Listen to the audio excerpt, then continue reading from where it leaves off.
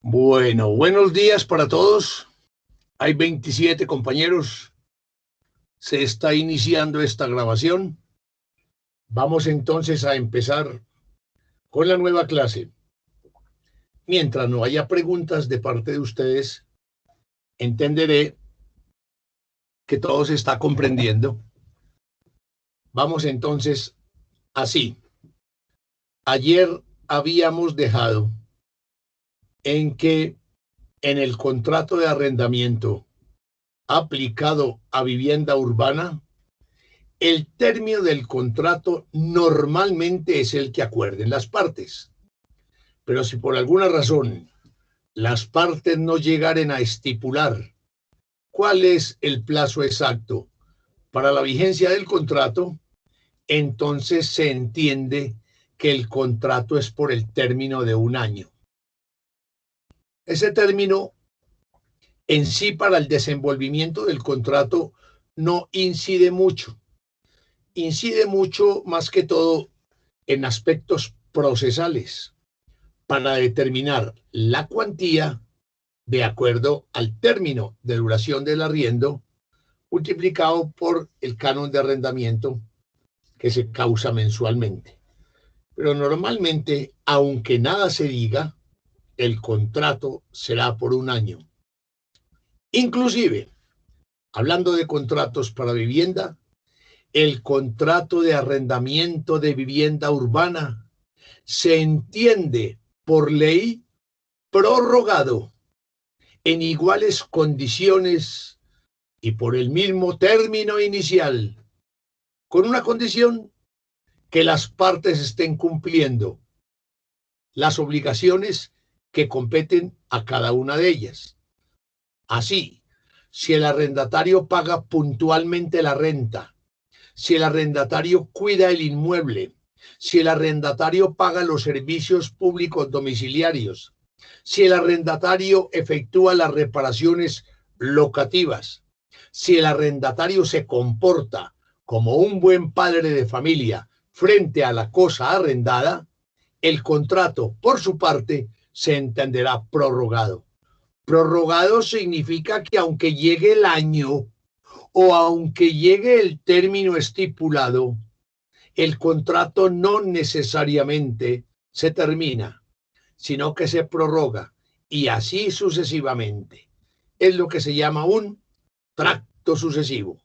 Si el arrendador, por su parte, cumple con sus obligaciones de mantener la cosa en estado de servirle al arrendatario para los fines propuestos, si efectúa las reparaciones necesarias y se comporta perfectamente frente al desenvolvimiento del contrato, el contrato se entenderá prorrogado. También hay que tener en cuenta que en los contratos de arrendamiento para vivienda existe la figura denominada el reajuste, que no estaba en el Código Civil, que ya vimos, que ya dejamos atrás. ¿El reajuste en qué consiste? En que cada año debe de reajustarse el valor del arrendamiento bajo el entendido de que todo va subiendo. La canasta familiar aumenta, el IPC, o sea, índice de precio al consumidor, aumenta, los impuestos aumentan, la tarifa de los servicios públicos domiciliarios aumenta, el impuesto predial aumenta, los transportes aumentan, todo en este país aumenta. Entonces el propietario del inmueble arrendado tiene que percibir de qué vivir, de qué mantener sus bienes inmuebles. Y la única forma, si los tiene en explotación por arrendamiento, es procurarse el canon de arrendamiento, que no es lo mismo arrendar una casa hoy por 1.000.000 de pesos, por decir algo, y dentro de 10 años el mismo 1.000.000 de pesos. Todo va subiendo. Lo que hoy vale 10 pesos, dentro de 5 años valdrá 15 pesos, y así sucesivamente. En ese escalonamiento económico se va reflejando en el denominado IPC, Y conforme a ese IPC, la ley dispone, como vamos a verlo más adelante, que se reajuste el precio del arrendamiento. Ese reajuste, si se trata de locales comerciales, es otro aspecto que vamos a ver. Pero por ahora, para vivienda, normalmente opera automáticamente. Aunque las partes no digan nada, el arrendatario debe de saber que hay reajustes. Obvio que las partes pueden pactar que no haya reajuste. Hombre, yo le puedo decir a un arrendatario, te arriendo este inmueble por un año y te puedes quedar ahí, que de reajustes hablaremos cada 3 años, no hay ningún problema. O no te voy a cobrar el reajuste, o sí lo voy a cobrar de acuerdo a lo que la ley permita. En todo caso, si por alguna de las razones contractuales o legales el arrendatario no se allana a pagar el reajuste que la ley dispone, es una de las causales de terminación del contrato de arrendamiento. Ojo con eso, y lo vamos a ver más adelante, cómo opera ese fenómeno del reajuste. Normalmente las partes lo acuerdan, siempre y cuando sea en una proporción que se ajuste a una realidad económica que sea correspondiente a las necesidades de arrendador y arrendatario. No es como algunos arrendadores le imponen al arrendatario que el reajuste ha de hacerse cada año en un 20%. No, eso ya queda desfasado, eso ya es desproporcionado. La ley dice entonces, como lo veremos más adelante, cuál es el porcentaje que justa y legalmente se debe de aplicar para los reajustes del canon de arrendamiento en la forma que legalmente corresponda. Más adelantico lo veremos cómo opera esta circunstancia. Lo cierto del caso es que si el arrendatario no se allana a ese reajuste que justamente se haya pactado o que la ley imponga, da lugar a la terminación del contrato, en cuyo caso no habrá prórroga, en cuyo caso no habrá renovación, en cuyo caso debe restituirse el inmueble a consecuencia de la terminación del contrato. En los contratos de vivienda surgen, al igual que lo habíamos visto en los términos generales del Código Civil, surgen obligaciones para las partes. Esas obligaciones para las partes, arrendador y arrendatario, son las mismas que traíamos cuando explicamos el contrato de arrendamiento en el Código Civil. Solo que aquí, en la Ley 820 del 2003, esas obligaciones vienen a patentizarse en una forma más concreta, en una forma más apuntada, en una forma más específica. Y se va dejando a un lado la generalidad del contrato de arrendamiento.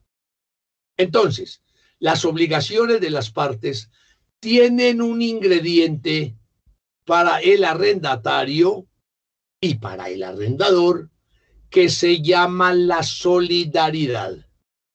Ustedes deben de recordar desde teoría del negocio jurídico qué es la solidaridad. La solidaridad es un fenómeno que implica garantía personal.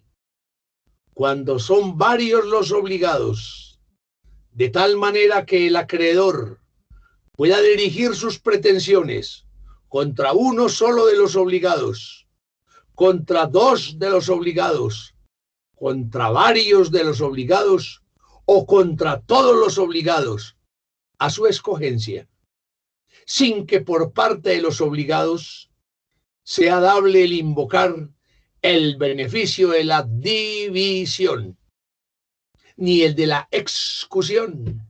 División, que cada cual pague su cuota. No, uno paga por todos. Excusión, que primero se investiguen los bienes de uno de los deudores y luego la del otro deudor. No, el acreedor escoge y al que escoja me paga todo sin ninguna condición, sin ninguna condición pues específica, las legales sí, obviamente. Entonces, en este caso, la solidaridad es ese fenómeno. Hay solidaridad entre los arrendadores para que el arrendatario pueda dirigirse a uno cualquiera de ellos o a todos para demandar el cumplimiento de las prestaciones que se derivan del contrato de arrendamiento. Y hay solidaridad entre los arrendatarios para que el arrendador pueda dirigirse contra uno cualquiera de esos arrendatarios o contra todos para demandar el cumplimiento de las prestaciones que se derivan del contrato de arrendamiento. Por lo tanto, hay solidaridad activa y solidaridad pasiva. Solidaridad activa, cuando cualquiera de las partes puede cumplir la prestación debida y exonera a las demás. Solidaridad pasiva, cuando una de las partes puede dirigirse a otra para demandar el cumplimiento de las prestaciones. Entonces, la solidaridad activa implica que una de las partes da y hace. Y solidaridad pasiva es que el acreedor puede demandar que uno de los obligados dé y haga o no haga. Esas obligaciones de no hacer siempre las he criticado yo, porque es que la obligación de no hacer casi no se da, y son obligaciones que se van perpetuando en el tiempo y en el espacio. Por ejemplo, no pase por este sitio porque la servidumbre se ha cancelado. Cada instante que el obligado no haga, se está cumpliendo la prestación de no hacer. En cambio, las prestaciones de dar y de hacer solo se cumplen cuando se dé lo que debe darse y cuando se haga lo que debe hacerse. Mientras que en la prestación de no hacer son infinitas en su consumación y exigencia, porque a cada minuto le podrá el acreedor exigir al deudor en la prestación de no hacer que no haga, que no haga, que no haga, que no haga y que no haga per secula seculorum. El arrendatario adquiere también prestaciones de no hacer, no dañe, no deteriore, no subarriende, no ceda, no se comporte en tal forma, no incurra en mora. Entonces hay prestaciones de no hacer que se van sucediendo cada instante que el arrendatario esté cuidando la cosa arrendada, está ejecutando la prestación de no hacer. ¿De no hacer qué? De no hacer daño, de no menoscabar, de no atentar contra la integridad de la cosa arrendada. En cambio, la obligación de dar el arriendo es cada que se cumpla el periodo. La obligación de hacer las reparaciones locativas cada que las haga. Pero esta disquisición doctrinaria no interesa para mucho. ¿Iba a preguntar algo o simplemente tosió Adriana Mejía? Bueno, sigamos. Los arrendadores que no hayan demandado y los arrendatarios que tampoco hayan sido demandados podrán ser tenidos en cuenta como unos intervinientes litis consorciales. Voy a explicar esta figura que es procesal, pero se le coló a la ley 820 del 2003. En principio general,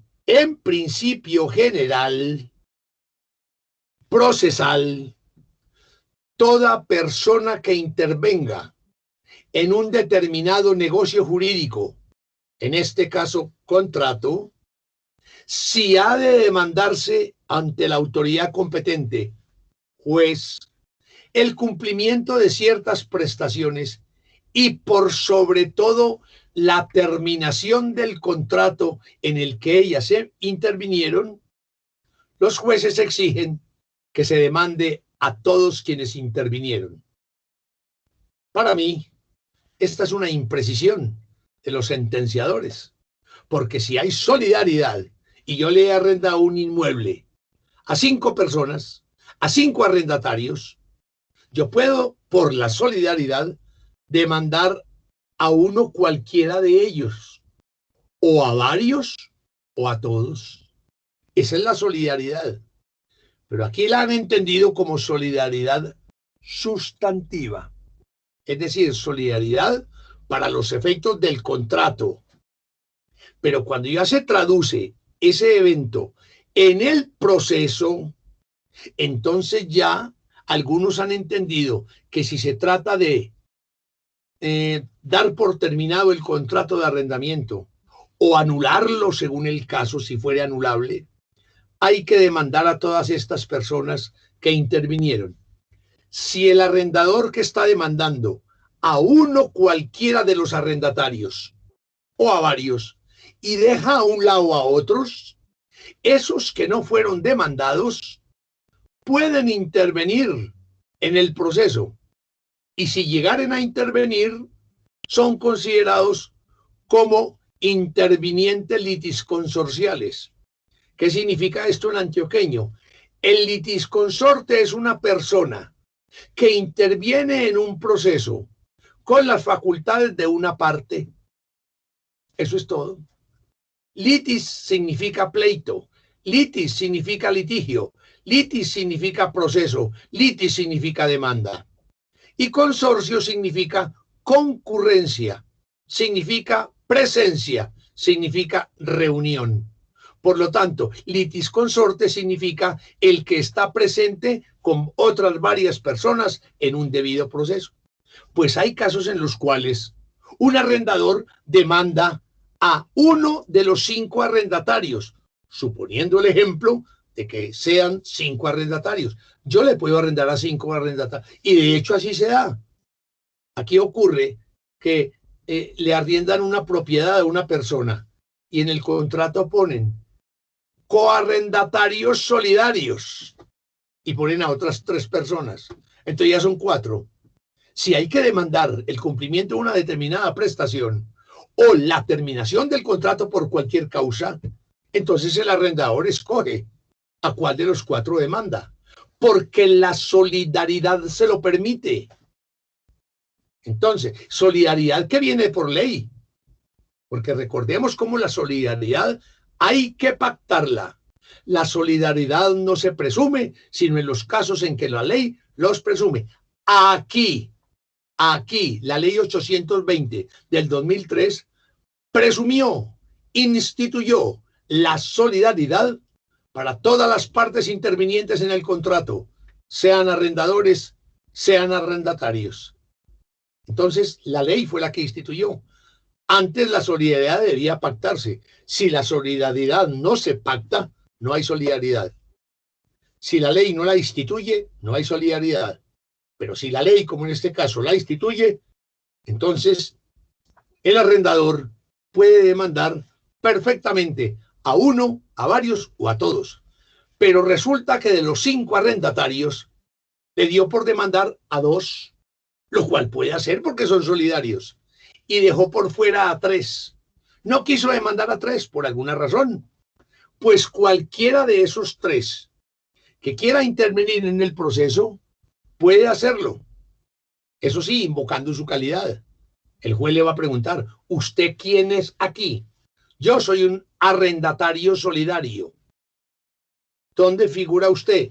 En este contrato, señor juez, vea, aquí dice quién es, y ese soy yo. Voy a intervenir, eso sí, interviene tomando el proceso en el estado en el que se encuentre. No es que cuando él entre vuelva a empezar el proceso, no, señor. Si el proceso está en el intento de conciliación de la primera audiencia, ahí entra. Si el proceso está en práctica de pruebas, ahí entra. Si el proceso está en estado de alegatos para conclusión, ahí entra. Si el proceso está en vía de apelación, ahí entra. Si el proceso está en ejecución de la sentencia, ahí entra. ¿Queda claro? Con todo esto vamos a ver entonces cuáles son las obligaciones del arrendador en los contratos de vivienda. Vamos a notar que son casi que las mismas que ya vimos en términos generales para el contrato de arrendamiento.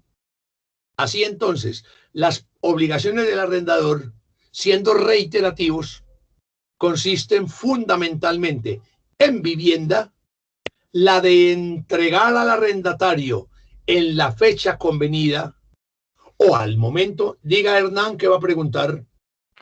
Profe, le iba a preguntar una cosa. Si la ley 820 institucionalizó que se debe demandar por solidaridad a todos los eh, participantes de un contrato, si uno no lo hace, entonces el juez de pronto diría que había un vicio en la demanda. Compañero, usted está equivocado, obvio que de buena fe, ¿no? Aquí todas las preguntas de los distinguidos alumnos se entienden de buena fe. Tú has dicho lo contrario. No es que la solidaridad implique que se tienen que demandar a todos. No, señor. Al contrario, la solidaridad le concede el privilegio al acreedor, al arrendador en este caso, de demandar a cualquiera de ellos perfectamente a su escogencia. Y no puede el arrendatario o el deudor imponer el beneficio de la división. De modo que es al contrario de lo que usted, respetado alumno, plantea. No he dicho yo que por la solidaridad se deba demandar a todos. No, señor. Se demanda a uno cualquiera. Ahora, para abrirle campo a su inquietud, si no hay solidaridad y son 5 los arrendatarios en un inmueble que no esté cobijado por la ley 820 del 2003, que presume la solidaridad, entonces vamos a hablar de un local comercial. En el local destinado a actividades de comercio, los artículos 518 y subsiguientes del Código de Comercio no instituyen la solidaridad para los varios arrendatarios. Allí, si son 5 arrendatarios y el arrendador desea demandar, sí tiene que involucrarlos a todos en la demanda. Porque de acuerdo a la inquietud suya, advierto, sin haber solidaridad, en ese caso, si el arrendador no los demanda a todos, el juez puede, al admitir la demanda, el juez puede solicitar para que el arrendador incluya en la demanda a los que dejó por fuera y le concede 5 días para que haga eso. Si no, la demanda adolece de un defecto de formalidad y es rechazada. Si al juez se le pasa por alguna razón esta circunstancia, en el control y medidas de saneamiento puede hacerlo en cualquier momento y solicitar que se integre el litisconsorcio necesario por pasiva. Pero esto en el caso de que no exista solidaridad. Si hay solidaridad y la demanda se presenta contra uno o varios, está perfectamente bien presentada. ¿Entendió, compañero? Sí, sí, profe, y le iba a preguntar otra cosita con respecto a que usted dice que cualquiera de los intervinientes pueden entrar en el momento del proceso que esté. Eso no tiene como una especie de, digamos, como de desventaja, por decirlo así. No, señor. La ley es clara. Si usted observa el Código General del Proceso, en el acápite que corresponde a la intervención litisconsorcial, cuyo canon exactamente número no recuerdo, allá se va a encontrar. El interviniente tomará el proceso en el estado en que se encuentre. No es ninguna desventaja, porque la ley no puede someterse a que por el capricho o por la circunstancia de una persona que no fue citada al debido proceso y interviene.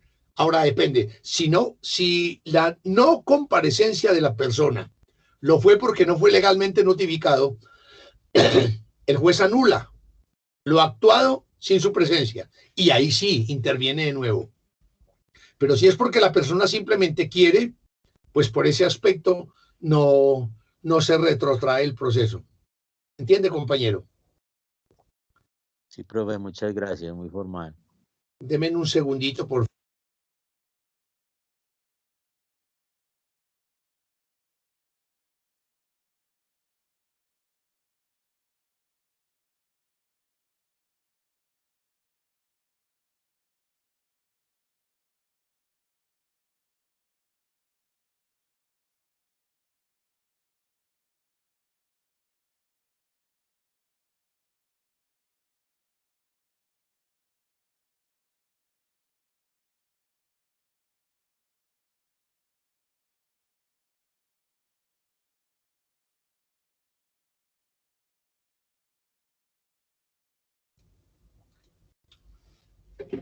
Listo, qué pena con ustedes. Bueno, entonces veníamos diciendo pues eso.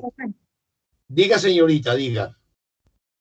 Buenos días. Le iba a hacer una preguntita, profe. Entonces, respecto a lo que usted nos decía, cuando hay varios arrendatarios, ¿también está mal entonces cuando uno coloca arrendatario Pepita y Juan Luis? ¿Debería uno colocar arrendatario Pepita y coarrendatario solidario Luis? ¿O es válido colocar arrendatario Pepe y Luis? Pues los dos. Como usted lo quiera colocar, porque esa I de la que usted está hablando, recuerde que es una conjunción. La I es una conjunción. Y la conjunción significa unir dos palabras. La conjunción puede ser copulativa o disyuntiva. Copulativa si integra a las personas y disyuntiva si las separa. Para los efectos de la solidaridad, esa I se entiende como copulativa, es decir, abarca a las personas en su totalidad, de tal forma que por el hecho de que usted emplee la I o la o como hacen algunos, I, slap, o, para efectos de meterle gramática a lo que la ley ha instituido como unitario, ni quita ni pone. De modo que si tú pones Pedro, Pepita, Josefa, Chucho, Jacinto y José, y le pones I, o le cambia la I por la conjunción copulativa, o, y empieza o, es exactamente los mismos, porque todos están vinculados a los efectos del contrato por la solidaridad que ha instituido la ley. ¿Le satisface, señorita? Ahí me perdona la clase de castellano. Perfecto, profe, gracias. Muy bien. Entonces, la primera obligación que adquiere el arrendador es entregar al arrendatario en la fecha convenida lo que toma en arriendo. En este caso hablamos de la vivienda. Y ese inmueble, porque estamos hablando de inmuebles, se da en arrendamiento en forma tal que sea en buen estado, que tenga la seguridad competente, que tenga la sanidad competente y que se encuentren instituidos todos los servicios públicos domiciliarios, todas las cosas y usos conexos y todo lo adicionalmente convenido. Eso sí, se hace la salvedad de que hoy en día en el servicio público domiciliario de telefonía, de internet, de televisión, ese lo están asumiendo los arrendatarios que llegan, porque es que las suscripciones a internet, las suscripciones a telefonía y las inscripciones a la parabólica y todo aquello que hay de televisión ya son personales. Allá no figura ya como antes el inmueble tal, no. Allá figura Pedro Pérez Restrepo con cédula número tal, obviamente vinculado al inmueble en la dirección tal, pero ya no preguntan por el inmueble, sino por la persona que solicita el servicio. De modo que los servicios de telefonía, servicios de internet y servicios de televisión, esos sí los asume, ya se volvió costumbre, a menos que el arrendador le pueda decir, aquí hay televisión, ya está instituida para este inmueble. Usted la usa y eso sí, la paga. El suscriptor soy yo, arrendador, pero usted paga porque si le suspenden eso, ese es problema suyo. Yo no voy a pagar por usted. Pero lo normal es que hoy en día a usted le entregan el apartamento y le dicen a usted, ¿qué telefonía va a escoger? Claro, UNE, Tigo, bueno, las 1000 que hay. De eso hay todos los días una. Entonces, eso se acostumbra. Ya el agua, si las prestan las empresas públicas, en consideración al inmueble. El gas, lo presta la encargada de la distribución del gas, en consideración al inmueble. La luz la presta las empresas públicas de Medellín en consideración al inmueble. Pero la telefonía, el internet y la televisión, esos sí son en consideración al suscriptor. En todo caso, como sea, el arrendador tiene que entregar perfectamente funcionando el inmueble que arrienda apto para vivienda urbana. ¿En qué sentido? En el sentido de su seguridad, en el sentido de su sanidad, en el sentido de todo lo que conexamente corresponda a ese inmueble. Segunda obligación del arrendador, debe mantener el inmueble sus cosas y sus usos conexos en buen estado. Significa que no solamente cumple entregando el inmueble hoy en perfecto estado, pero dentro de una semana ya falló, dentro de una semana molesta, dentro de una semana presenta turbación, dentro de una semana se sustrae a la manutención del inmueble, entonces ya está incumpliendo. No solamente es entregar en buen estado, sino mantener. Los techos no deben de goterear durante el año que el arrendatario ocupa. El gas debe mantenerse durante el año que el arrendatario ocupa. Las pisos y baldosas no deben resquebrajarse, ni que las cañerías botaron agua. No. Eso debe mantenerse siempre durante todo el término que dure el contrato de arrendamiento. Cuando el contrato de arrendamiento de vivienda conste por escrito, habíamos dicho anteriormente, es obligación del arrendador suministrarle al arrendatario, suministrarle a todos los arrendatarios, al codeudor, a todos los que intervienen en ese contrato, una copia del mismo contrato. Y para eso tiene el arrendador 10 días para hacerle entrega al arrendatario del contrato de arrendamiento que se suscribió, si es que fue por escrito, porque podría ser verbal, pero hoy en día, pues seamos prácticos, la verbalidad está llamada a desaparecer. ¿Por qué? Porque si con escrito, si con contrato, si con cláusulas, si con disposiciones específicas están los juzgados atiborrados de procesos por el incumplimiento de alguna de las partes, porque no saben de qué se está hablando, a pesar de que así se escribió, ¿qué iremos donde sea verbal? Entonces, para eso el contrato escrito le impone al arrendador que dentro del plazo de 10 días le entrega al arrendatario y a los codeudores y a todos los que intervienen una copia de ese mismo, con firmas originales. Ojo, no es fotocopia, no es fotocopia. Ojo, firma original. Porque si el arrendador no cumple con esa obligación dentro de los 10 días siguientes a la fecha de la celebración del contrato, el arrendatario puede solicitarle a la autoridad competente, que en este caso es el inspector de policía, que le imponga multas equivalentes a 3 mensualidades de arrendamiento. Óigase bien, si el arrendador no me entrega a mí el contrato que firmamos hoy, a un canon de 1 millón de pesos mensual, y si no me entrega ese contrato en 10 días, yo puedo acudir ante la autoridad competente, que en este caso es el inspector de policía, y le puede imponer una multa equivalente a 3 mensualidades, es decir, 3 millones. Esto casi, diga compañero si va a preguntar Duván. ¿Es para el recaudo del Estado o es para el arrendatario? Esa multa es a favor, aquí no dice a favor de quién, pero cuando no se dice, la multa es a favor del arrendatario, que es la persona que debiendo de haber recibido el contrato no lo recibió. Él es el perjudicado, él es el afectado. Entonces esa multa, entiendo yo, que es a favor del arrendatario que no recibió el contrato. Porque de lo contrario, diría la disposición, multa que se impondrá en favor del tesoro público, en favor del municipio, en favor de la tesorería. No, aquí no dijo, esa multa se entiende que es a favor del arrendatario. ¿Queda bien, Duván? Ahora, cuando se trate de viviendas sometidas a la propiedad horizontal, el arrendador también debe entregarle al arrendatario una copia de la parte normativa del mismo. Esto casi no se cumple. Esto casi sí no se cumple. Para esa sí no hay sanción.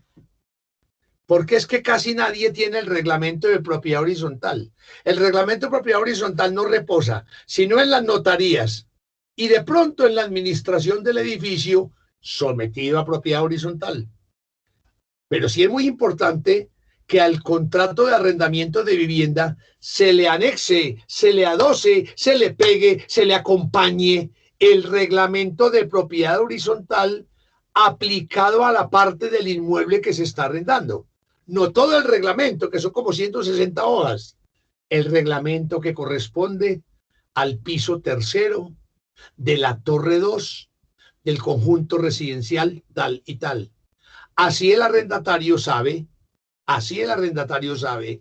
qué porción del inmueble que arrendó tiene derecho a zonas comunes, tiene derecho a otras participaciones, cuánto es la administración, cuáles son los servicios comunes, porque es que hay las lámparas que están en los jardines no son del apartamento suyo, son de uso común. Entonces usted tiene derecho a saber. Usted también tiene derecho a saber cuándo se puede usar la piscina, que eso está en el reglamento de propiedad horizontal. Usted tiene derecho a saber en qué forma se utilizan los parqueaderos. Tiene derecho a saber qué puede hacer en un cuarto útil y qué no puede hacer. Entonces, estas disposiciones que están comprendidas en los reglamentos de propiedad horizontal, debe de conocerlas el arrendatario en forma tal que sepa a qué se aplica el inmueble que ha arrendado para vivienda. No que ponga un taller de bicicletas allá. Ah, como yo estoy arrendando, yo puedo poner en el tercer piso un taller de reparación de bicicleta. No, señor, no puede. ¿Y a dónde dice eso? Eso dice aquí, vean, este reglamento que se le entregó a usted el día que firmó el contrato de arrendamiento. En caso de vivienda compartida, ojo a la vivienda compartida, que es cuando el arrendador se queda allí y permite que en las piezas alrededor inserte otras personas. Eso sí, que no sea independiente, porque si es independiente es otro inmueble. Es una casa de 6 habitaciones. En la primera estoy yo, arrendador, y estoy compartiendo con otros arrendatarios. Cuando hay vivienda compartida, el arrendador tiene la obligación de mantener las condiciones adecuadas de funcionamiento, de seguridad, de sanidad, zonas y servicios de uso común, y debe de efectuar por su cuenta las reparaciones necesarias, a menos que sean atribuibles a un arrendatario. Hombre, si un arrendatario dañó la chapa de su pieza, pues esa la paga él. Si un arrendatario dañó el sanitario porque le dio por poner cualquier cosa rara y dejó caer la tapa y se quebró, esa la pone él. Pero en términos generales, cuando el arrendador comparte con los arrendatarios todo parte del inmueble, pues a él le corresponde mantener las condiciones necesarias para el debido uso y goce de la vivienda compartida en razón del contrato de arrendamiento. Por lo tanto, le corresponde garantizar el mantenimiento del orden interno en la vivienda. Hombre, que yo estoy arrendando, estoy compartiendo con 5 arrendatarios este inmueble porque es muy grande. Una casa de esas vetustas bien grandota que tenían hasta 6 y 7 piezas. Eso se ve por ahí por Bombonada, por ahí por los lados de la plazuela de San Ignacio, por ahí por los lados de Prado. Esas casotas tenían 6, 7 piezas, de a 2 pisos cada una. Y en fin, pues si se está dando esa circunstancia y uno de los arrendatarios hace unas fiestas bulliciosas, está fumando marihuana, está introduciendo a personas de notoria mala conducta, cualquier cosa que haga, le corresponde al arrendador de la vivienda compartida garantizar el mantenimiento del orden interno de la vivienda. Obvio que para eso no se va a poner el de policía, pero sí avisa a la policía. Hombre, hágame el favor, mande una patrulla aquí a la calle tal, carrera tal, que es que en una de las 5 piezas que iba a arrendar, hay un arrendatario a las 2 de la mañana con un equipo a todo taco y no deja dormir a los demás. Entonces ahí llega la policía, se le permite el ingreso y allá pone el correctivo del caso, que puede ser hasta el decomiso del implemento que está causando la bulla. Si la persona está consumiendo a vicio, también lo pueden llevar retenido. ¿Para qué? Para que se ese. Ah, que es que yo estoy aquí en la dosis personal. Sí, estás en dosis personal, pero no aquí. Andate para otro sitio. Que no puede ser un parque, porque no puede hacerlo en sitios públicos. Aquí tampoco. Entonces, en resumidas cuentas, apaga ese pucho, no fregues que estás perjudicando a la colectividad, a los del arrendamiento compartido. Entonces, tiene pues el arrendador la obligación de mantener el orden.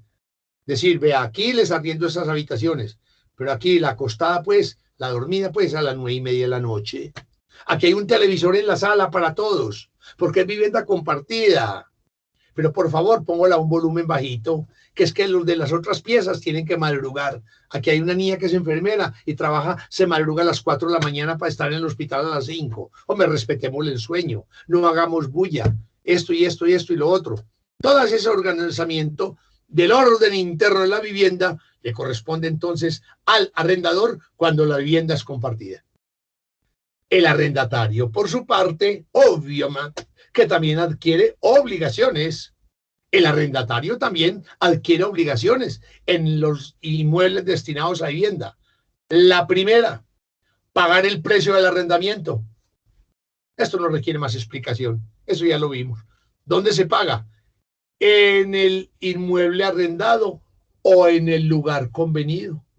Unas veces usted puede consignarle en la cuenta del arrendador. Otras veces el arrendador viene a su casa a cobrarle. Otras veces usted va a la casa del arrendador u oficina a pagarle. En cualquiera de las formas que se convenga, el arrendatario debe de pagar. ¿Cuándo paga? En el plazo estipulado.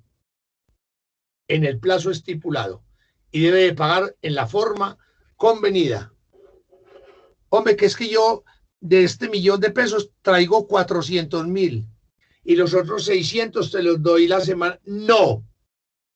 Ya si el arrendador le permite. Hombre, ¿cuánto tiene el arrendamiento? Estamos en pandemia. Yo no tengo el $1.000.000, no tengo sino 500. Y para el otro jueves le traigo, pues, ¿qué vamos a hacer? Páguelo. Si el arrendador lo permite, no hay ningún problema. De resto, el arrendatario tiene que pagarlo completo y en su momento. Segundo, debe de cuidar el inmueble y las cosas recibidas en arrendamiento, salvo pues los deterioros de uso normal, los de la acción del tiempo. Hombre, eso se va a dañar porque por el uso, pero debe de cuidar el inmueble en una forma tal que por su culpa no se le cause ningún tipo de deterioro. Esto sí es sencillo y ya lo vimos como una de las obligaciones, mantener la cosa arrendada en perfecto estado como le fue entregada.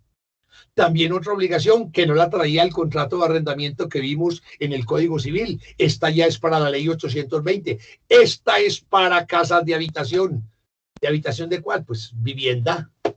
Pagar los servicios públicos, las cosas y los usos conexos y también las expensas comunes, lo que llamamos gastos de administración. Eso no estaba regulado en el Código Civil, pues en la ley 820 ya está regulado. Ojo, que es que el arrendatario no se libera nada más de sus prestaciones diciendo, ahí pague el arrendamiento y la administración, si es que le toca a él. Porque la administración le puede tocar al propietario, al arrendador. Pero si en el contrato se estipula que el arrendatario debe de pagar la administración, como en algunos contratos se hace, debe de pagarlo. Y también los servicios públicos. Yo ya pagué el arriendo, pero entonces la luz y la cortan, pues es problema. No, señor, le toques a usted.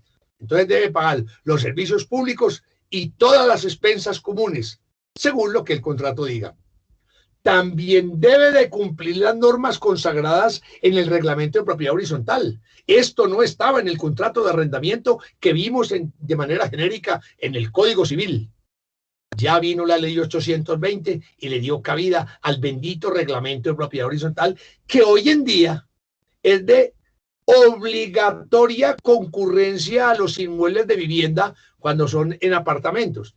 Hoy en día, pues, con el efecto colmena, ya todas las propiedades de un solo piso están desapareciendo. De aquí a la vuelta de 25 años o 30, que no me va a tocar verlo a mí, ya no va a haber casas de un solo piso, ya todo es de para arriba, ya el mundo no cabe. Entonces ya tienen que hacer como en la colmena, edificios de 30 y 40 pisos para alojar a 300 familias, porque horizontalmente no cabemos.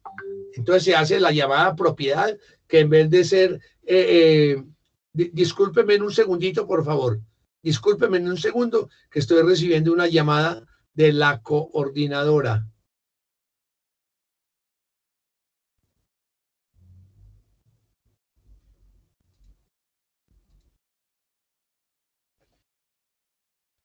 Listo. Quería compartir el link. Muy bien. En el caso de la vivienda, ojo pues con el reglamento de propiedad horizontal. El reglamento de propiedad horizontal debe de cumplirse, esté o no pegado al contrato de arrendamiento. Ojo con eso. Y también todas las normas que expida el gobierno, obviamente, pues. En el caso de vivienda compartida y de pensión, el arrendatario está también obligado a cuidar las zonas y los servicios de uso común y debe de efectuar las reparaciones necesarias, entendiéndose en las locativas, cuando sean atribuibles a su culpa. Hombre, resulta que el arrendatario, entrando el carro equivocadamente, dañó la puerta del garaje. Entonces ya el control remoto, porque la puerta era electrónica y eléctrica, subía y bajaba. Ya no arréglela. La tiene que arreglar él. Que el niño jugando con el balón en la sala quebró una vidriera, arréglela. Entonces le toca a él esto. En vivienda compartida y de pensión, el arrendatario debe de sufragar todos los gastos que le cause, todos los costos, todos los daños, todos los deterioros que le cause a la cosa arrendada. Y por lo general, en todo lo relativo a las obligaciones que ya se vieron en el contrato de arrendamiento en términos generales. Luego viene... Doctor, tengo una pregunta. ¿Quién puede, compañero?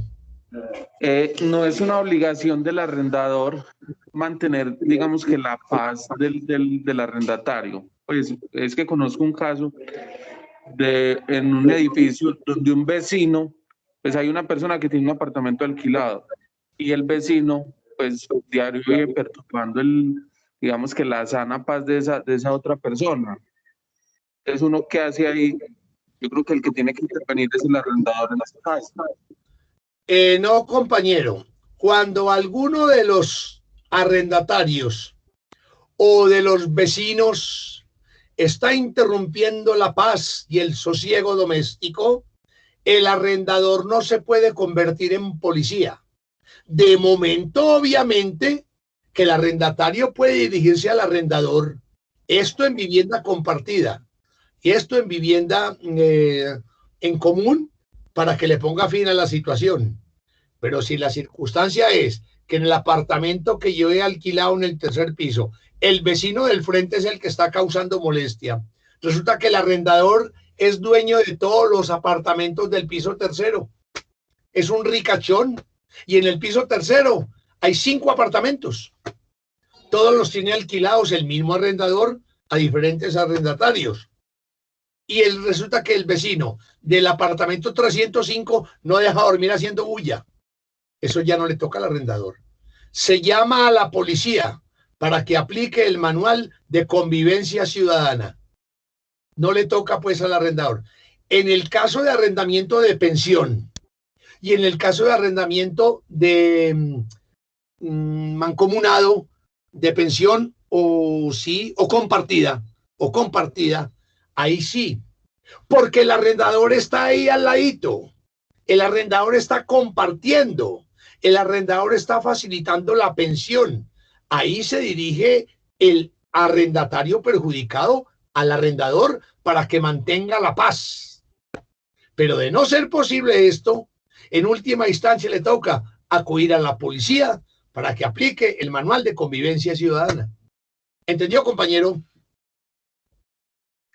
Sí, señor, muchas gracias. Ahora viene la institución ya fundamental en el Código Civil, que ya vimos como norma general, cuando el arrendador no se allanaba a la percepción del pago de la renta, porque hay arrendadores que son mañosos y les interesa inducir al arrendatario a la mora, engañándolo o creándole circunstancias que dificultan el pago. Entonces el arrendador X está acostumbrado a acudir al inmueble arrendado el primero de cada mes. Eso es lo que siempre ha venido haciendo en 3, en 4 años. Del primero al 5 ya uno sabe. Entonces uno sabe, mija, tengo que salir para Yarumal. Ahí le dejo el arrendamiento que debe estar que llega don fulanito. La costumbre era esa. del 1 al 5 aparece el arrendador, y más si vive en el piso de arriba. Diga, Sebastián. ¿Va a preguntar algo Sebastián Camargo? Bueno, entonces que baje la mano. Entonces el arrendador tiene acostumbrado. Profe, Diga. ¿me escucha? Le estoy escuchando, dígame. Profe, bueno, no me funciona el micrófono. Profe, que el artículo 22 de la ley 820 del 2003, en el numeral cuarto, dice, la incursión reiterada del arrendatario en procederes que afecten la tranquilidad ciudadana de los vecinos o la destinación del inmueble es una causal determinación del contrato por parte del arrendador. Pues como para completarle Sí, la duda señor. al compañero, se puede terminar el Exactamente, eso contrato. es. Cuando uno de los arrendatarios en la vivienda compartida o en cualquier tipo de vivienda, es que se aplica a todos. Yo puedo tener en el tercer piso de un edificio el apartamento 301 es el mío, y en el 304, por ahí un señor haciendo escándalo, me ubico al arrendador de él o a la agencia de arrendamiento, y si se le prueba esa causal, obviamente que da lugar a la terminación del contrato de arrendamiento. Entonces, así con el complemento del compañero, es más entendible esta figura que por extensión se está aplicando hoy en día por el evento de la ley 820. Y no solo por extensión, sino por disposición expresa, como el compañero lo acaba de indicar. Resulta que veníamos diciendo que qué ocurre cuando el arrendador se coloca en situación de no percepción del canon de arrendamiento y va a imposibilitar al arrendatario para que cumpla con sus funciones de arrendatario, es decir, el pago. Entonces, ustedes deben de recordar desde la teoría del negocio jurídico y desde los tiempos de Roma, la mora no se predica necesariamente del deudor. También hay casos donde se predica la mora del acreedor, que es lo que los romanos llamaban la mora accipiendi. ¿Qué es la mora accipiendis? La mora accipiendis es la mora de quien debe recibir y no se allana a recibir. Entonces yo le voy a pagar al arrendador y lo llamo, don Crisóstomo, venga por el arrendamiento porque hoy es 5. Yo tengo que viajar a Yarumal y no deseo incurrir en mora. Bien pueda, venga por el arrendamiento, que aquí se lo dejo con mi señora. Sí, ya voy. Y no llegó. Y pasan 6. Y llamo yo desde Yarumal. ¿Qué, mija? Ya fue el señor a recoger el arriendo. Hombre, señor, no ha venido y estamos hoy a 16. No ha venido. Volví a llamarlo a ver. Llamo y no contesta. Se va a correo de voz. Y llegó el 20. ¿Qué hubo? Ya llegó. Y apenas llegué yo de mi viaje. El 6 del otro mes. Ya ha pasado un mes. Hombre, no iban por el arriendo. El señor no apareció. Y la costumbre es que él viene aquí siempre. Hombre, qué problema. Estamos en mora. Vaya usted a probar en un proceso que el arrendador no llegó a recibir el arriendo como era su costumbre. Él va a decir, yo sí llamé y nadie contestó. Yo golpeé a la puerta y nadie me abrió. Y el juez se come ese cuento. Entonces, anteriormente no había procedimiento para eso. ¿Qué hacía el arrendador? Pero ya después vinieron unos decretos reglamentarios a raíz del gobierno de Gustavo Rojas Pinilla, donde muchos de ustedes, por no decir todos, no hayan nacido, el decreto 1056 de 1961, o del 51, eso es viejísimo, 1060 de 1951 creo que era, bueno, se me olvidó, tanto tiempo, se preveía el pago por consignación, y mucha gente no sabe qué es eso. Hoy en día la ley 820 del 2003 instituyó el pago por consignación, porque esto antes estaba en el decreto 1919 del 86. Allá se hablaba que había que consignar en el Banco Popular. Ya hoy en día Banco Popular casi no existe. Hoy en día es que el Banco Agrario. Ya se instituye la figura del pago por consignación. ¿En qué consiste? Cuando el arrendador se niegue o imposibilite al arrendatario la percepción del pago del canon de arrendamiento, el arrendatario debe de cumplir la obligación consignando la respectiva suma a favor del arrendador en la entidad bancaria autorizada por el gobierno nacional, hoy en día es el Banco Agrario. Pero si no hay Banco Agrario, busca el Banco Popular. Y si no hay Banco Popular, ni hay Banco Agrario, que es raro que no haya, busca el Banco Agrario más cercano al municipio donde esté ubicado el inmueble. Por ejemplo, el inmueble está ubicado en Sabaneta y resulta, pongo un ejemplo, no sé si la hay o no, que en Sabaneta no hay Banco Agrario. Estoy poniendo un ejemplo. Pues se viene a Envigado, o se va a La Estrella, o se va a Caldas, o le toca irse para Medellín. Pero hoy en día, que no exista Banco Agrario, que es un banco utilizado por el Estado para la recepción de ciertos pagos, especialmente los de la rama judicial, sí es muy raro. Usted donde vaya encuentra un Banco Agrario. Ah, eso sí, pues olvídese. Hay ciertos lugares por allá muy apartados donde no hay Banco Agrario. Pues le toca buscar el Banco Popular. Hombre, tampoco hay Banco Popular. Entonces búsquese el Banco Agrario del lugar más próximo. Tampoco tiene que recorrerse a toda Colombia buscando un Banco Agrario. Hoy en día, en cualquier ciudad común y corriente, tiene Banco Agrario. Tiene Banco Agrario, que era lo que llamábamos anteriormente la Caja Agraria, que la trajo don Alfonso López. Pues esa cuestión ya hoy en día está en el Banco Agrario. Allí va el arrendatario y en una taquilla que se llama consignaciones por arrendamiento le dice a la señorita que le entregue un comprobante de consignación para consignar cánones de arrendamiento porque el arrendador no quiere recibir. Allá ya se saben eso de memoria. Entonces le dicen, vea, cójala que ahí está encima. Entonces usted, hay un formulariecito y ese formulario lo llena usted conforme allí dice. Nombre de quien hace el pago, fulano de tal.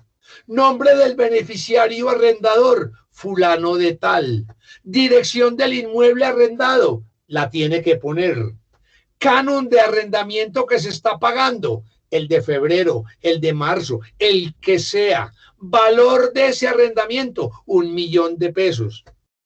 Y eso lo llena completamente. Firma de quien paga y firma. Lo lleva a la caja. Consigna el respectivo valor. Y allí queda. Un original se lo entregan a usted. Otro original también se lo entregan. Y una copia queda en el banco. El original que se le entrega al arrendatario. El original. Porque le entregan dos. Un original y una copia. Hay otra que queda en el banco. Entonces la del banco allá la guardan y la meten en el sistema. Para caso de cualquier confrontación, el banco dice, sí señor, aquí se pagó. El original lo mete usted en un sobre y en ese sobre pone la dirección del arrendador. ¿Cuál dirección? La que se suministró en el contrato de arrendamiento, que yo les dije ayer que hay que poner las direcciones donde arrendador y arrendatario reciben notificaciones.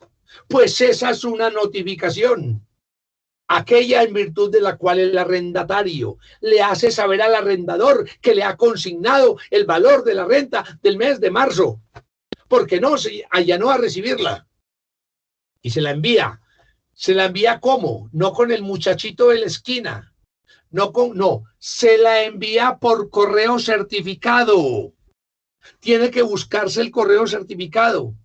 En toda parte hay Servientrega o 474, yo no sé, cualquiera de esas entidades que prestan servicio de correo certificado, que es un correo certificado, que a usted le dicen que lo que está enviando en este sobre corresponde a lo que están viendo en esta copia y le ponen un sello. Ahí quedó cotejado, ahí queda certificado, ahí se sabe que lo que va en ese sobre es lo que yo tengo en la mano porque quien me recibió el sobre confrontó que esto sea igual a esto. Usted no puede mandar el sobre vacío. Ahí le mandé al arrendador. ¿Qué le mandó? Pues la consignación. ¿A dónde tiene usted la prueba de que lo que iba en ese sobre era la consignación? En esta copia, vea. aquí me la selló Servientrega, que esto que va aquí es lo mismo que va en el sobre. Ahora, si lo sacaron o no, yo no sé, yo tengo esta prueba, pero eso casi nunca se da, pues. Entonces, se le manda dentro de los 5 días siguientes, se le manda al arrendador la constancia de que se le consignó. Y en ese caso queda liberado el arrendatario de la supuesta mora, en la cual lo está haciendo incurrir el arrendador. Porque hay arrendadores que de mala fe empiezan en términos antioqueños a mamarle gallo al arrendatario. Sí, déjate ver, es que voy por el arriendo. O vea, venga, págueme aquí en tal parte. Y uno va y está cerrado. Y que en la oficina tal, eso está cerrado. ¿Dónde pago el arriendo? No tengo a quién pagarle. Señor, acuda al pago por consignación en la forma que ya les expliqué. Ojo, porque hay gente que consigna y se guarda la consignación. No, señor. Tienes que mandar. Hay otra gente que manda la copia. No, con la copia no le pagan en el banco. Tiene que llevar el original de la consignación, la persona beneficiada con el pago, y ya se identifica. Vengo a cobrar este arriendo que se me consignó. Muéstreme el original que le llegó.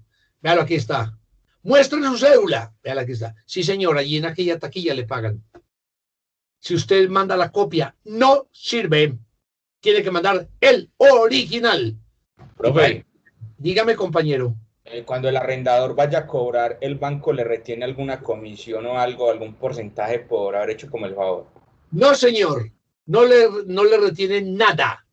Totalmente le entregan. Si consignó 1.500.000 pesos, 1.500.000 pesos le entregan.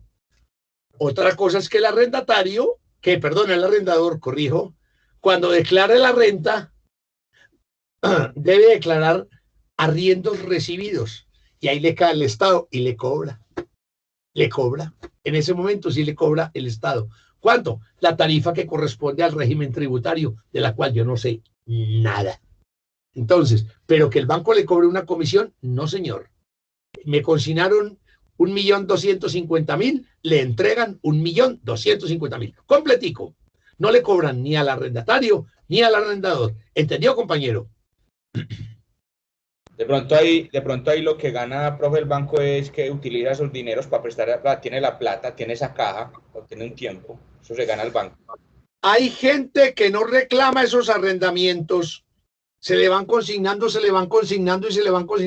y no los reclama por alguna razón, porque no le llegó el correo, porque no se le comunicó, porque no le provocó, porque no está en el país. Bueno, hay 1000 razones por las cuales la gente muchas veces no reclama. Hay unos que no reclaman ni la lotería que se ganaron. Entonces, ese dinero que le va entrando al banco, obviamente que lo emplea en prestárselo a otras personas. Los bancos no viven sino de las comisiones y de los valores consignados por personas que, no utilizando ese dinero, lo dejan en el banco. Entonces usted mete 50 millones al banco y no los saca por alguna razón, pues entonces esos 50 millones se los presta el banco a otras personas. Eso sí, cuando usted los reclama, y deben de estar. Pero como se entiende que no todas las personas reclaman a la vez, entonces con el dinero suyo yo pago aquí, con el dinero de otro presto acá. Y hay gente que tiene el banco ahí y no reclama nunca. Y ahí lo tiene. Y se le pagan unos intereses. Y hay gente que no vive de eso. Los intereses pues son muy poquitos, pero el banco se mueve así. Entonces, cuando alguien no reclama, compañero, como usted bien dice, lo único que se gana el Banco Agrario es mover cartera, mover activos y tener que prestarle a otros. De eso vive. Eso sí, el arrendatario, ajeno a ese interés del banco, debe presentarse dentro de los 5 primeros días de cada respectivo periodo a consignar cuando el arrendador no se allana a recibirle. Entonces, así las cosas, el banco que reciba la consignación le entrega a la persona que consignó 2 duplicados del título. Uno para el arrendador y otro lo guarda él. ¿Lo guarda en qué forma? Como prueba. Entonces se deja la constancia de que la persona que consigna, la persona del arrendador, la ubicación del inmueble, el nombre del que paga y el valor. Y de ese aviso que el arrendatario ha hecho, de esa consignación, tiene que mandárselo al arrendador dentro de los 5 días siguientes. Si no se lo envía, está en mora. Si el arrendatario consigna, pero no hace el envío dentro de los 5 días siguientes, está en mora. Debe después de avisarle, porque nada se gana con que yo consigne. Y me llama el arrendador que está en Cartagena. Usted ya me pagó el mes de diciembre. Ay, señor. Le pagué diciembre, enero, febrero y acabo de consignarle marzo. Y entonces a mí no me han avisado. Ah, es que yo no le avisé. No, señor. Le tiene que mandar a la dirección que figura en el contrato la constancia de que efectivamente se hizo la consignación. Ojo pues con eso. La entidad obviamente que recibe el pago debe entregarle el valor al arrendador, el valor consignado, previa a la presentación del título de consignación que se le envió por correo. Y también las mismas, hombre, que el arrendador no quiso seguir recibiendo, le sigo consignando. Eso sí, los primeros 5 días de cada mes, si es que eso fue lo que se pactó. Y le sigo consignando. El arrendador, para recibir el pago, está obligado a expedirle el recibo al arrendatario. Porque si el arrendador no le entrega el recibo al arrendatario, éste puede acudir a la autoridad competente para que soliciten su intervención, en este caso la policía. Señores, voy a pagarle aquí a don Crisóstomo 2 millones del arrendamiento del mes de marzo, que ya está cursando, y no me quiere dar el recibo, que él después me lo da. No, yo lo conozco como es de mañoso. Yo quiero que me dé el recibo ya. Señor policía, hágame el favor, y en una forma decente, conmine al señor a que me reciba. Hombre, ¿qué problema hay en dar un recibo? Es que yo no tengo talonario. Yo le consigo uno, señor. Vea, aquí está. Hágame el favor y me recibe aquí, que acaba de recibir 2 millones de pesos. Del valor del arrendamiento de la casa ubicada en tal y tal. Hay que poner la dirección. Hay que poner la dirección. Porque yo puedo tener alquilados por parte del mismo arrendador 3 inmuebles. ¿Cuál está pagando? Estoy pagando del barrio Alcalá de Envigado. ¿Cuál dirección? Esta. Ah, sí, porque esta también es arrendada por el mismo arrendador, una bodega en tal parte. No, le pone la dirección. Y el arrendador está en la obligación de dar recibo. Si no quiere dar el recibo, el arrendatario puede perfectamente decir, entonces no le pago. Ah, si no paga, entonces lo saco. Me saca, espere que lo voy a consignar en el banco. Y entonces va al Banco Agrario y consigna. Y allá sí le dan recibo. Como usted no me quiso dar recibo, yo fui al banco y pagué, que allá sí me dieron recibo. Ahora sí sáqueme. Ojo pues con estas mañas, que son las que deben de instituir esta figura del contrato de arrendamiento. Miren ustedes que el lugar para recibir las notificaciones es importantísimo. Y más hoy en día, con la vigencia del Código General del Proceso, los que ya vieron derecho procesal o lo deben de estar viendo.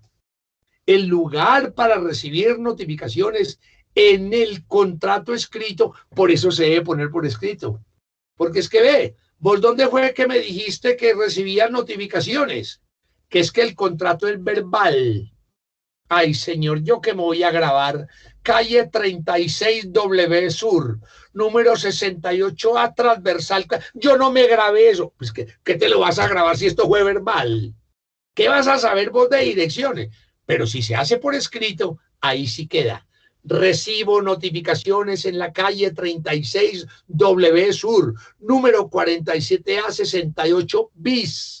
Apartamento 300. ¡Ay, sí! Pero porque se puso en todo contrato de arrendamiento de vivienda urbana, tanto arrendadores como arrendatarios, como codeudores, como fiadores, como todo el que intervenga en ese contrato, debe indicar en ese contrato la dirección en donde ha de recibir las notificaciones judiciales y las extrajudiciales, la consignación, relacionadas con el contrato de arrendamiento. Es obligación ponerla. En todo caso, la dirección que se suministre conserva plena validez para todos los efectos legales. Esto no estaba en el contrato de arrendamiento general que vimos al empezar esta cátedra, llamémosla así. Ay, ¿cómo más se va a llamar? En todo caso, esa dirección suministrada conserva plena validez. Si el arrendador puso una dirección que no es, ese es su problema. Que en vez de poner calle 14, me equivoqué y puse calle 41. No, no son lo mismo. No es lo mismo la calle 14 que la calle 41. Ni es lo mismo la calle 65A que la 65B. Ni es lo mismo el número 4328 que 4338. No. Para eso los números no se equivocan. Debe tener calle 36D Sur, número 4126, apartamento 301 en Envigado. No hay sino esa. No hay sino esa. Ya si es en una vereda. Vereda Rancho Arriba. ¿A dónde es eso? Por los lados de Pantanillo. Ay, Dios mío, bendito. ¿Eso por dónde da? No, que haya que pregunte que ya lo conocen. No. Eso no opera así. Entonces, cuando no se da la dirección exacta, el arrendatario consigna y debe demandar la consignación al lugar indicado en el contrato. Ya es responsabilidad de las partes el poner una dirección exacta, porque si se suministra una dirección que en realidad no corresponde y el arrendatario cumple con sus obligaciones en esa dirección, nunca podrá el arrendador alegar que el arrendatario no cumplió. Ni se puede alegar que hubo una notificación en indebida forma. ¿Para qué puso esa dirección? No se puede alegar nulidad. No se puede alegar desconocimiento de la dirección si esa dirección fue puesta en el contrato de arrendamiento por escrito. También le deben de poner, si tiene varias, la habitación, el trabajo. Hay gente que no le gusta que le lleguen comunicaciones a su domicilio porque quieren deslindar. El domicilio es una cosa y el trabajo es otra. Entonces pongo la dirección de mi oficina. Pongo la dirección de la oficina y nada quita poniendo el teléfono. Más hoy en día que todo es celular. Teléfono tal y tal, así lo llaman. Vea a don fulano de tal, habla con el arrendatario. ¿Usted dónde está para llevarle el arriendo? Ve, siquiera me llamaste, hombre. ¿Y de dónde sacaste este datico? Del que usted puso en el contrato. Aquí estoy, ¿dónde nos vemos? Ve, bájate para el parque de Envigado, ahí frente a la iglesia. Ahí estoy parado para entregarte tu recibo. Siquiera me llamaste. ¿Y cómo lo llamó? Pues el teléfono que dio en el contrato de arrendamiento. Es que para eso es la letra, para eso son las estipulaciones, para eso son las inserciones claras, para que las partes sepan dónde se contactan. Queda pues claro esto. Ya como obligación general, en las viviendas compartidas, es obligatorio para todas las personas que ahí estén el cumplimiento de las obligaciones generadas del Manual de Convivencia Ciudadana. Para la pregunta o inquietud del compañero, diga, señorita Alex Johanna, ¿qué ibas a preguntar? Profe, bueno, yo sé que toda la explicación que usted nos ha dado respecto a las direcciones de notificación son para el caso en que el arrendatario le debe enviar alguna comunicación al arrendador. Pero pensemos en cualquier otro evento. Pero la pregunta es por el lado de las notificaciones. Si yo soy el arrendador y tengo que enviarle, no sé, por ejemplo, la carta donde le voy a informar que ya no se va a renovar el contrato al arrendatario. Y en el contrato, él estipuló la dirección donde él vivía antes cuando se celebró el contrato. Y cuando yo envío esa comunicación, la empresa de servicio postal me la regresa porque en esa dirección ya no reside el señor. Se tiene como válida esa dirección de notificación que el arrendatario informó en el momento que se suscribió el contrato, o como yo ya sé que el arrendatario está residiendo en mi inmueble, le debo enviar la notificación a la dirección del inmueble donde él está habitando en este momento, aun cuando en el contrato haya quedado estipulada la otra que él informó. Aquí hay dos variables interpretativas. La una, lo literal puesto en el contrato. Si el arrendatario indicó como lugar para recibir notificaciones la dirección en donde anteriormente vivían, ese es su problema, porque de la mano de la literalidad, el arrendador le envía la comunicación a la que usted hace referencia, que se llama el desahucio, que se llama el requerimiento, que se llama el aviso de no renovación, lo puede enviar perfectamente a esa dirección. Ese es el principio de la literalidad. Pero si aplicamos el principio de la buena fe, y si el arrendador sabe que el arrendatario ya no está viviendo en la dirección que suministró en el contrato, por razones de buena fe, debe decir, yo asumo que quien me arrendó esta propiedad, esta vivienda urbana, está en ese lugar. Entonces, por razones de sanidad, por razones de ¿qué digamos? De reciprocidad, por razones de ética, si se quiere decir, yo le mando la comunicación a los dos lugares. A uno, donde él suministró en el contrato, a ver si es esa. Pero resulta que la devuelven porque allí ya no reside. Entonces también llegó la otra, la que corresponde al lugar en donde yo supongo que sí reside. Ya con esas dos comunicaciones enviadas, cualquier juez de la República dice, hombre, definitivamente, este señor, si no se ubica en una, se ubica en la otra. O si no, ¿dónde diablos están? Tampoco tiene el arrendador por qué perseguirlo por toda la República de Colombia, viendo a ver dónde es que está. Entonces, en principio, por la literalidad, se pega del contrato, pero por razones de ética, por razones de buena fe, se la mando al lugar del inmueble arrendado. Ahí sí ya no puede. Hombre, que es que iba al arrendar este inmueble. Pues yo resulta que vivo es en Bello. ¿Cómo así? Usted me arrendó este inmueble y figura como arrendador. ¿Y usted que vive en Bello? No, es que yo lo tomé para una hija mía. Ah, no, señor. Usted no puede hacer eso. Usted lo que hizo fue ceder el contrato, que eso no está permitido. O subarrendar, que tampoco está permitido. Entonces, ¿dónde se ubica usted, pues? ¿A dónde lo tengo que buscar? ¿En qué lugar te has metido? No, no puede. Pero yo haría lo siguiente, por literalidad, a donde indicó en el contrato, por buena fe, a donde vive. Ahí sí que más dice, señor juez, es que yo no vivo allá. Ah, ¿no vivís? Entonces, ¿para qué arrendaste? Ah, porque fue que... No. Esa exculpación no. Usted fue legalmente notificado y ahí queda clavado.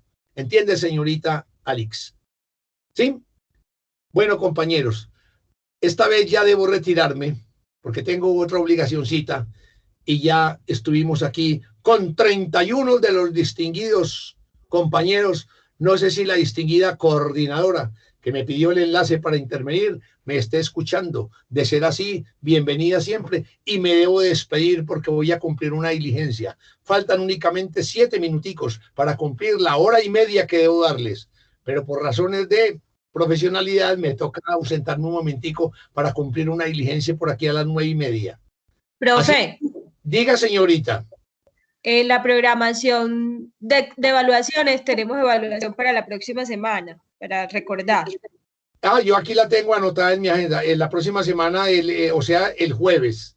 El jueves 11, sí, señor. Entonces, el jueves 11 estaremos en la evaluación que ustedes ya saben. Voy a tener en cuenta, obviamente, antes de eso, a aquellas personas a quienes hay que subirle la nota por la confusión que se presentó. Y en la próxima evaluación no va a haber ninguna confusión, la cual se hará por el mismo sistema, por la plataforma interactiva. Entonces yo voy a ocuparme este fin de semana de aumentarle la notica a aquellos por el error bien consabido. Y nos volveremos a ver el jueves entonces, por este mismo canal y por esta misma emisora. Cualquier pregunta, pues ya la doy por obviada. No necesariamente tienen que despedirse por el audio para no saturarlo. Basta con que así, y nos volveremos a ver la próxima semana. Suerte para todos, compañeros, y feliz fin de semana. Suerte.